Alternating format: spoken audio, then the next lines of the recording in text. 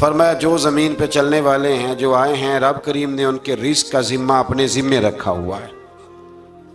اور فرمایا اس کے قیام کی جگہ، یعنی اس کے باپ کی پشت یا ماں کا رحم یا زمین پر جہاں وہ ٹھہرے گا، اور سپردگی کی جگہ یعنی جہاں اس کا مکان یا اس کی قبر بنے گی، اللہ تعالیٰ اس کو بھی جانتا ہے، اس کا بھی رب کریم نے بندوبست کیا ہے، اور یہ سب کچھ روشن کتاب میں مذکور ہے۔ مزید اللہ تعالیٰ نے فرمایا کہ تخلیق کائنات کا مقصد انسان کے خیر و شر کی آزمائش ہے، اس کے بعد کافروں کے حیات بعد الموت کو سحر قرار دینا۔ وہ کہتے تھے یہ جادو ہے، تو جادو قرار دینے اور ان کی سرکشی کا بیان ہے کہ عذاب میں تاخیر کو احسان شمار کرنے کی بجائے مسلمانوں کو تانے دیتے ہیں کہ عذاب کو کس چیز نے روک رکھا ہے۔ آگے چل کے انسان کی خود غرضی کو بیان کیا اللہ تعالیٰ، فرمایا کہ اللہ تعالیٰ کسی انسان کو کوئی نعمت عطا کرتا ہے تو وہ اس پر شکر گزار نہیں ہوتا، لیکن اگر نعمت چھن جانے پر تو پھر نا امید اور ناشکرا ہو جاتا ہے۔ ملی تھی تو پھر اس نے شکر ادا، چلی گئی تو بڑے شکوے کر رہا ہے۔ اسی طرح اگر مصیبت کے بعد کوئی نعمت ملے تو انسان اتراتا ہے، شیخی بھی کارتا ہے، البتہ جو ہر حال میں صابر شاکر رہے اور عمل صالح کرے تو ان کے لیے بخشش ہے اور بڑا اجر ہے۔ اللہ تعالیٰ نے اپنے نبی پاک صلی اللہ علیہ وسلم کو تسلی کے لیے فرمایا کہ کفار طرح طرح کی فرمائشیں کرتے ہیں، کہتے ہیں کہ آپ پر کوئی خزانہ کیوں نازل نہیں کیا گیا؟ آپ اور آپ کے صحابہ غربت میں وقت گزارتے ہیں، تو معاذ اللہ یہ وہ طعنہ دیتے تھے کہ کوئی خزانہ کیوں نہیں نازل کیا گیا، اور آپ کی تائید کے لیے فرشتہ کیوں نہ اترا؟ آپ اس پر تنگ دل نہ ہوں، آپ کا کام تو صرف لوگوں کو عذاب الہی سے ڈرانا ہے۔ اس صورت میں بھی قرآن کریم کے کلام الہی ہونے کا انکار کرنے والوں کو چیلنج دیا گیا ہے کہ اپنے تمام حمیتیوں کو ملا لو اور قرآن پاک جیسی 10 صورتیں بنا کے دکھاؤ، لیکن بنا سکتے؟ آیت نمبر 15 میں ارشاد فرمایا کہ دنیا اور اس کی زینت کے طلبگاروں کو ان کے اعمال کا اجر اسی دنیا میں مل جائے گا، لیکن آخرت میں پھر ان کا کوئی حصہ نہیں ہوگا، اجر آخرت کے اعتبار سے ان کے اعمال باطل ہو جائیں گے۔ آیت نمبر 17 میں قرآن کی حقانیت کا انکار کرنے والوں کے لیے نار جہنم کی وعید کا ذکر ہے، اور قرآن کے اللہ کی جانب سے حق ہونے اور بغیر کسی شک کے اس پر ایمان لانے کا ذکر ہے۔ اس کے بعد اللہ تعالیٰ پر جھوٹ باندھنے والوں اور اللہ کے رستے سے روکنے والوں کا ذکر کیا گیا کہ قیامت کے دن ان پر گواہ پیش ہوں گے کہ یہ اپنے رب پر جھوٹ باندھتے تھے، اور ان پر اللہ کی لعنت، ان کے لیے دوہرے عذاب اور آخرت میں ان کی یقینی ناکامی کا ذکر ہے۔ یہاں ایک بات آپ سے بھی عرض کروں، ہم بھی کئی دفعہ نا بھولے پن میں کہہ دیتے اللہ نے یہ بھی تو فرمایا نا جی قرآن میں، تو جب تک آپ پڑھ نہیں لیتے یا سن نہیں لیتے تب تک یہ جملہ بولنے کی ضرورت ہے۔ اسی طرح نبی پاک علیہ السلام نے فرمایا جس نے مجھ پر جھوٹ باندھا، جھوٹی حدیث بیان کی، وہ میں نے کہا ہی نہیں تھا پر اس نے جھوٹی حدیث بیان کی، تو حضور فرماتے اس نے حدیث نہیں سنائی بلکہ اپنا جہنم کے اندر مکان بنا لیا ہے۔ تو قرآن و سنت کے معاملے میں جس چیز کا علم نہ ہو، جس کی پوری خبر نہ ہو، آپ اس کے حوالے سے کوئی بات کر سکتے؟ احتیاط کریں، بہت احتیاط کریں۔ آیت نمبر 23 میں بتایا کہ جو ایمان لائے اور جنہوں نے نیک کام کیے اور اپنے رب کے حضور عاجزی کی تو یہ لوگ ہمیشہ جنت میں رہیں گے۔ مزید فرمایا کہ مومن اور کافر کی مثال ایسی ہے جیسے اندھا اور بینا، مومن گویا دیکھنے والا ہے اور کافر گویا اندھا ہے اور بہرا اور سننے کی صلاحیت رکھنے والا۔ آیت نمبر 25 سے 23 تک میں پھر حضرت نوح علیہ السلام اور ان کی قوم کے حالات بیان ہوئے کہ نوح علیہ السلام نے جب اپنی قوم کو توحید کی دعوت دی اور انکار پر عذاب الہی سے ڈرایا تو قوم کے سرداروں نے ان سے کہا، بھلا کیا کہا؟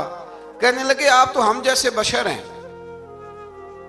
تو ہماری طرح ہی ہیں آپ، اور آپ کے پیروکار پسماندہ یعنی غریب لوگ ہیں اور کم عقل لوگ ہیں، ہماری رائے میں آپ کو معاذ اللہ ہم پر کوئی فضیلت حاصل نہیں، بلکہ معاذ اللہ ثم معاذ اللہ۔ کہنے لگے آپ تو جھوٹے ہیں، اللہ کے نبی کو کہہ رہے ہیں معاذ اللہ، استغفر اللہ۔ نوح علیہ السلام نے جواب دیا کہ میں اپنے رب کی جانب سے واضح دلیل رکھتا ہوں اور اس نے مجھے رحمت سے نوازا ہے، لیکن تم میرے مقام کو سمجھنے کی صلاحیت نہیں رکھتے، تم اتنی صلاحیت رکھتے نہیں ہو۔ اور پھر ارشاد فرمایا کہ میں تم سے دعوت حق کے صلے میں کسی اجر کا طلبگار نہیں ہوں، اور نہ ہی میں اہل ایمان کو اپنے پاس سے دھتکارنے والا ہوں، اور میں نے یہ دعویٰ بھی نہیں کیا کہ میرے پاس اللہ کے خزانے ہیں، اور نہ میں از خود غیب جاننے والا ہوں، اور نہ ہی میں یہ کہتا ہوں کہ میں فرشتہ ہوں، نہ میں یہ کہتا ہوں کہ جن لوگوں کو تم اپنی نظروں میں حقیر جانتے ہو اللہ انہیں خیر سے نہیں نوازے گا۔ فرمایا یہ ٹھیک ہے کہ اللہ بشروں میں سے رسول بناتا ہے، پر جسے بناتا ہے پھر اسے بڑی شانیں عطا فرماتا ہے۔ پہلے دن سے انسان کا یہ مسئلہ ہے، پہلے دن سے انسان کا یہ مسئلہ ہے کہ وہ کہتا ہے میں انسان سے ہدایت حاصل کروں، لیکن رب نے بھی قانون بنایا ہے کہ اللہ تبارک و تعالیٰ بندے پر ہی وحی فرماتا ہے، فرشتوں اور جنوں کو اللہ نے اس منصب کے لیے منتخب نہیں فرمایا۔ قوم نوح نے کہا کہ آپ نے ہم سے بہت بحث کی معاذ اللہ، بس جس عذاب سے آپ ہمیں ڈرا رہے ہیں وہ لے آئیے۔ تو نوح علیہ السلام نے کہا کہ اللہ چاہے گا تو تم پر عذاب بھی آ جائے گا۔ آیت نمبر 37 سے 47 میں بتایا کہ اللہ تعالیٰ کی طرف سے نوح علیہ السلام کو حکم ہوا کہ ہماری نگرانی میں اور ہماری وحی کے مطابق آپ کشتی بنائیے، اور ظالموں کے بارے میں ہم سے کوئی بات نہ کریں۔ حضرت نوح کی خواہش تھی کہ یا اللہ انہیں بھی معاف کر دے، فرمایا یہ ظالم ہے تو میرے نبی ان کے بارے میں مجھ سے کوئی بات نہ کریں، وہ ضرور غرق ہو جائیں گے۔ پھر وہ کشتی بنانے لگے، اور جب ان کی قوم کے سردار ان کے پاس سے گزرتے تو ان کا مذاق اڑاتے۔ یہ آپ کیا کر رہے ہیں؟ آج بھی وزیر مشیر بڑے بڑے لوگ اللہ ماشاءاللہ دینداروں کا مذاق اڑاتے نہیں؟ اڑاتے ہیں کہ نہیں اڑاتے مذاق؟ یہ کن کا طریقہ ہے؟ یہ تو قرآن مجید کہہ رہا ہے کہ حضرت نوح کی قوم جو کافر تھی ان کا طریقہ ہے اہل ایمان کا مذاق اڑانا۔ تو وہ مذاق اڑانے لگے۔ نوح علیہ السلام نے کہا کہ وہ وقت آنے والا ہے کہ جب تمہارا مذاق اڑایا جائے گا اور تمہیں پتہ چل جائے گا کہ رسوا کن عذاب کس پر آئے گا۔ اللہ تعالیٰ نے فرمایا جب ہمارا حکم عذاب آ پہنچا اور تندور ابلنے لگا، تندور سے آگ نکلا کرتی ہے، پانی نہیں نکلا کرتا، اور نوح علیہ السلام کی قوم پر جب عذاب آیا تو پانی تندور سے نکلا، تندور سے اللہ نے پانی نکالا، جہاں سے پانی نکلا نہیں کرتا، تندور ابلنے لگا۔ اللہ اکبر۔ تو اللہ تبارک و تعالیٰ نے فرمایا تو ہم نے نوح علیہ السلام سے کہا کہ آپ خود اور اپنے گھر والوں کے ساتھ اس کشتی میں سوار ہو جائیں، اور اہل ایمان کو بھی سوار کر لیں، اور ہر چیز کے جوڑے یعنی نر اور مادہ کو سوار کر لیں، اور ان کے ساتھ ایمان والے بہت کام تھے۔ حضرت نوح علیہ السلام دعائیں پڑھتے ہوئے سوار ہو گئے۔ پھر کیا ہوا؟ کشتی انہیں پہاڑوں جیسی موجوں میں لے جا رہی تھی کہ نوح علیہ السلام الگ کھڑے ہوئے اپنے بیٹے سے فرمانے لگے اے بیٹے ہمارے ساتھ کشتی میں سوار ہو جا اور کافروں کے ساتھ نہ رہو۔ اس نے یعنی نوح علیہ السلام کے بیٹے نے کہا کہ میں آپ کے ساتھ نہیں بیٹھوں گا، ابھی کوئی پہاڑ آئے گا تو میں پہاڑ کی پناہ لے لوں گا۔ اگر کسی نیک آدمی کا بیٹا کبھی غلط نکل آئے تو اس کا مطلب یہ نہیں کہ اس نے تربیت ٹھیک نہیں کی، ہاں یہ اعتراض چھوڑ دیں، اس لیے کہ نوح علیہ السلام کا بیٹا کافر ہو گیا، اور جب سیلاب نظر آیا تو اس سے کہا کہ آجا سوار ہو جا، تو کہنے لگا میں نہیں بیٹھوں گا، میں تو کسی پہاڑ کی پناہ لے لوں گا اور میں اس کے اندر چھپ جاؤں گا اور وہ پہاڑ مجھے پانی سے بچا لے گا۔ نوح علیہ السلام نے کہا آج اللہ کے حکم کے سوا کوئی بچانے والا نہیں ہے سوائے اس کے جس پر اللہ رحم فرمائے۔ پھر ان دونوں کے درمیان موج حائل ہو گئی، ایسے ایک موج اٹھی اور حضرت نوح کا بیٹا ڈوب گیا۔ اور جب حضرت نوح کا بیٹا ڈوبا اللہ کی طرف سے حکم ہوا اے زمین اپنا پانی نگل لے، اے آسمان تھم جا، پانی خوش ہو گیا، اللہ کا فیصلہ نافذ ہو گیا اور کشتی کوہ جودی پر ٹھہر گئی۔ نوح علیہ السلام نے اللہ سے التجا کی کیا میرے پروردگار میرا بیٹا اور میرے اہل سے ہے اور تیرا وعدہ سچا ہے کہ تم میرے اہل کو بچا لے گا۔ اللہ نے فرمایا نوح وہ آپ کے اہل میں سے ہے ہی نہیں، وہ آپ کے اہل میں سے ہے ہی نہیں۔ اہل میں سے وہ ہوگا جو آپ کے طریقے پہ چلے گا، جو طریقے پہ نہ چلے وہ نسل میں سے ہے ہی نہیں، وہ ختم ہو گئی بات۔ اللہ اکبر۔ اس کے اعمال ٹھیک نہیں، جس بات کی حقیقت کا آپ کو معلوم نہ ہو اس کے بارے میں سوال نہ کریں، تو نوح علیہ السلام نے اللہ تعالیٰ سے اپنی اس اجتہادی خطا پر مغفرت اور رحم کی دعا کی۔ پھر طوفان نوح تھم جانے کے بعد وہ سلامتی کے ساتھ اتر گئے۔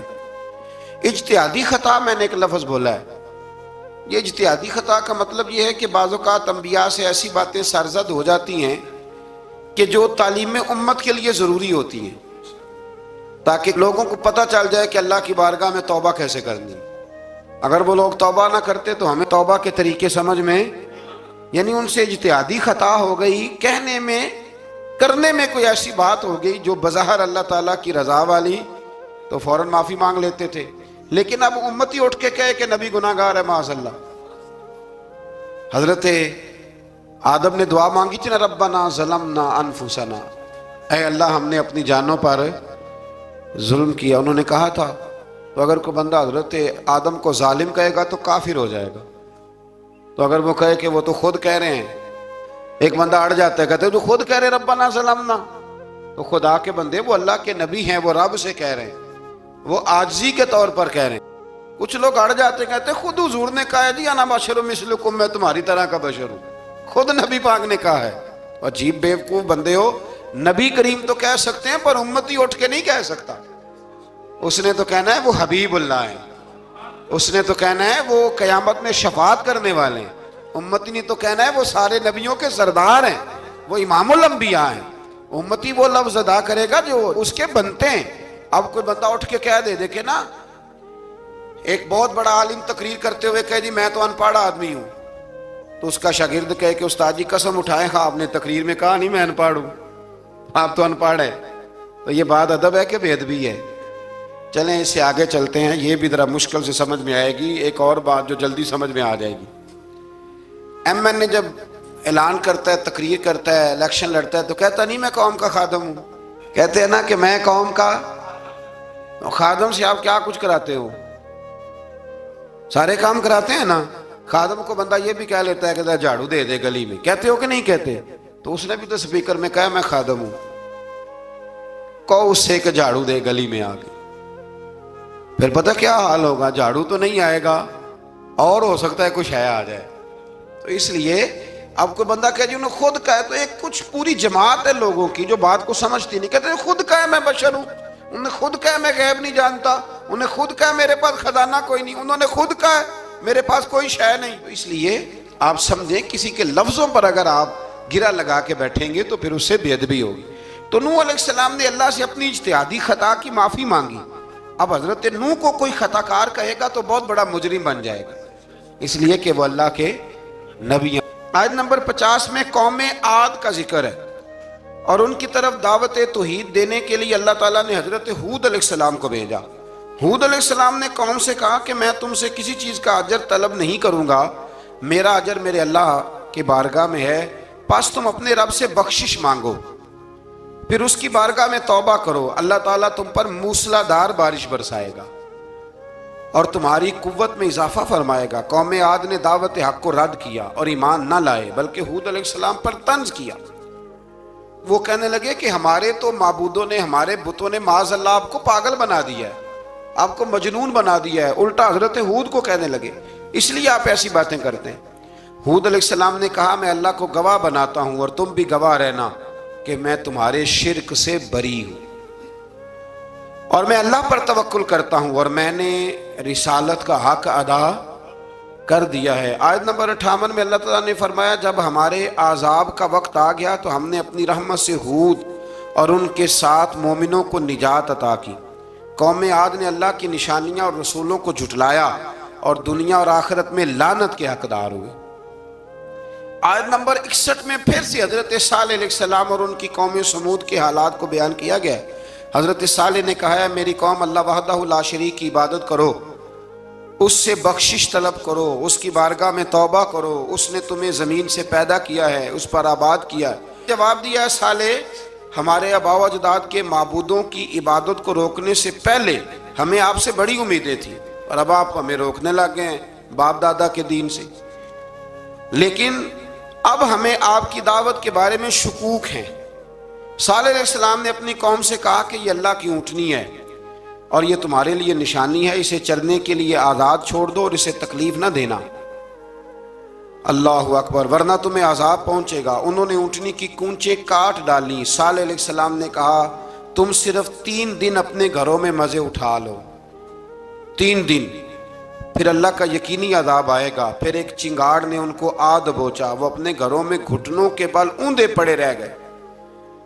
सिर्फ सालेह अलैहिस्सलाम उनके साथ अहले ईमान इस आजाब से बचे। ये 3 कौमों का जिक्र हो गया, नूह अलैहिस्सलाम की कौम का भी, हूद अलैहिस्सलाम की कौम का भी, और हजरत सालेह। आगे अल्लाह तबारक व तआला ने आयत नंबर 69 में इस बात का बयान फरमाया कि हजरत इब्राहीम अलैहिस्सलाम के पास फरिश्ते बशरी शक्ल में आए, इंसानी शक्ल। उन्होंने अजनबी मेहमानों के लिए बछड़े का भुना हुआ गोश्त तैयार कराया। आप यकीन करें, कुछ बातें लोग ऐसी बयान करते हैं कि जिनको ना सुन के बंदे का दिल करता है कि इस बंदे को बताएं कि यार यहाँ तो दीन सारा पढ़। एक साहब मुझे कहने लगे जी मैं एक पीर साहब के पास गया था तो बड़ी मुरगन गिज़ाएं थी, उन्होंने मेरी बड़ी खिदमत की पर मुझे नहीं अच्छा लगा, पीरों को चाहिए सादी रोटी रखें। मैं कह तू पीरा वास्ते लिस्ट बना खा, उन्होंने किस तरह का होना चाहिए। ये बहुत बड़ी मुसीबत है। अगर आप सादा खाना खिला दें तब भी एतराज है, अच्छा खिला दें कहते रौला है कोई पीर चोखे मालदार, दोनों तरफ से मसला। तो कहने लगा जी नहीं पीरों का क्या काम है, वो कड़ाइयाँ और वो सारे। तो फिर मैंने उन्हें कहा कि आप इस तरह करें, घर जाके ना तो 12वें सिपारे की तिलावत करें। हजरत इब्राहीम ने अपने मेहमानों के लिए भुना हुआ खाना तैयार फरमाया था। तो आप क्या कहेंगे कि हजरत इब्राहीम दरवेश नहीं थे? अजीब बात है भाई, आप हर बात में अड़ जाते हैं। दीन हमने वो लेना है जो अल्लाह का कुरान हमें देता है और रसूलुल्लाह की हदीस हमें देती है। जब उन्होंने देखा कि मेहमान खाने की तरफ हाथ नहीं बढ़ा रहे तो उनको डर महसूस हुआ। हजरत इब्राहीम को फरिश्तों ने कहा कि हमें कौम में लूत अलैहिस्सलाम के आजाब के लिए भेजा गया है। हजरत इब्राहीम की बीवी खड़ी थी, इस पर वो मुस्कुराई तो फरिश्तों ने अल्लाह की तरफ से इन्हें हजरत इसहाक अलैहिस्सलाम और उसके बाद हजरत याकूब अलैहिस्सलाम की बिशारत अता।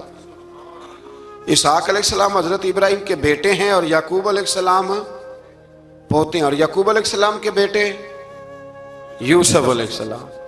हाँ, अल्लाह अगर चाहे तो 7 नस्लों में नबुव्वत रख देता है अगर उसकी मंशा हो। तो हजरत याकूब की बिशारत दी। उन्होंने हैरत से कहा कि हम दोनों मियाँ बीवी तो बूढ़े हैं, इस उम्र में औलाद कैसे होगी? तो फरिश्तों ने जवाब दिया, ए इब्राहीम के घर वालों, तुम पर अल्लाह की रहमतें और बरकतें हों। अल्लाह की कुदरत पर तुम्हें क्यों ताज्जुब है? अल्लाह फरमाता है कि बेटे की बिशारत सुनकर इब्राहीम का खौफ दूर हो गया और फिर वो कौम लूत के बारे में गुफ्तगू करने लगे। इब्राहीम बहुत बुर्दबार, अल्लाह से आहोजारी करने वाले और उसकी तरफ रुजू करने वाले थे। अल्लाह ताला ने हज़रत इब्राहीम अलैहिस्सलाम को फरमाया, ए इब्राहीम, इस गुजारिश से आप गुरेजा रहें, इसका यकीनी फैसला हो चुका है और इन पर ना टलने वाला अजाब नाजिल हो के रहेगा। वो क्या गुनाह करते थे? लूत अलैहिस्सलाम की कौम में मैंने बताया था, मर्द मर्दों से बदफेली करते। तो हज़रत इब्राहीम ने भी अर्ज की, बार बार गुजारिश की, बहस की कि अल्लाह मेहरबानी फरमा उनका अजाब।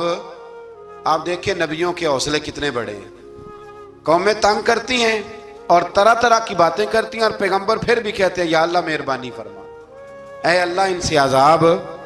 आयत नंबर 77 में हजरत लूत अलैहिस्सलाम की कौम की बदआमालियों और लूत अलैहिस्सलाम के अपनी कौम को बदआमालियों के बायस फरिश्तों की आमद, कौम के बदआमाल लोगों के दौड़ कर आने और हजरत लूत को उनके समझाने और उनके इनकार पर मुज़तरिब होने का जिक्र है, जिस पर फरिश्तों ने हजरत लूत को तसल्ली दी कि आप फिक्र न करें, हम आपके रब के फरिश्ते हैं, ये आप और हम तक नहीं पहुंच सकेंगे। आप रात के आखिरी हिस्से में कौम की तरफ तवज्जो किए बगैर हिजरत फरमा लें, इसलिए कि सुबह के वक्त इन पर आज़ाब आएगा। जब अल्लाह का अज़ाब आया तो उसने बस्ती के ऊपर के हिस्से को नीचे कर दिया और कौम लूत के ऊपर अल्लाह की तरफ से लगातार निशान ज़दा पत्थर बरसाए गए, लगातार पत्थर आए। आयत नंबर 84 में अल्लाह ताला ने हजरत शुएब अलैहिस्सलाम और उनकी कौम का जिक्र फरमाया है और उनके जराइम को बयान किया गया है। वो नाप तोल में कमी करते थे, दूसरों को चीज़ें कम तोल कर देते थे। अल्लाह ताला ने उनसे फरमाया कि फसाद फिल अर्द से बाज आओ और अपने से पहले सरकश उम्मतों का अंजाम देख लो جب حضرت شعیب کی نصیحتوں کا ان پر اثر نہ ہوا تو پھر اللہ تعالیٰ نے انہیں بھی عذاب سے ہلاک کر دیا۔ آیت نمبر 94 میں فرمایا کہ جب ہمارا عذاب آیا تو ہم نے اپنی رحمت سے حضرت شعیب اور ان پر ایمان لانے والوں کو بچا لیا، اور ظالموں کو ایک زبردست چنگاڑ نے پکڑ لیا تو صبح وہ اپنے گھروں میں اوندے منہ پڑے تھے، گویا وہ کبھی وہاں آباد تھے ہی نہیں۔ آیت نمبر 96 میں حضرت موسیٰ علیہ السلام کو عطا کیے جانے والے 9 معجزات کا ذکر ہے۔